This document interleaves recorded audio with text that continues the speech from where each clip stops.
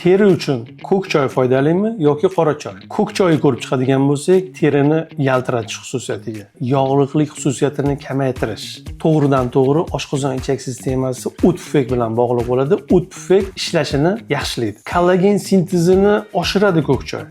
Terizda demak elastiklik xususiyatini kuchaytiradi. Terizni oqartiradi. Quyosh nuridan saqlaydi. Shuni hisobiga dog' tushish xavfi kamayadi.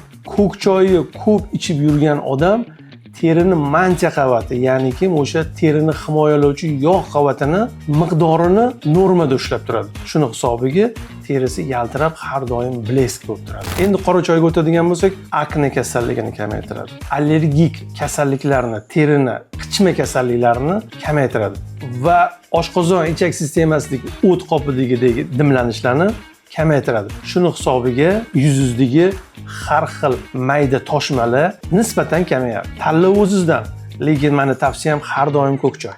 Videoni barcha tanishlaringizga yuborishingiz mumkin, chunki hamma choy ichadi. Foydali ma'lumotlar uchun profilga obuna bo'lib qo'ying.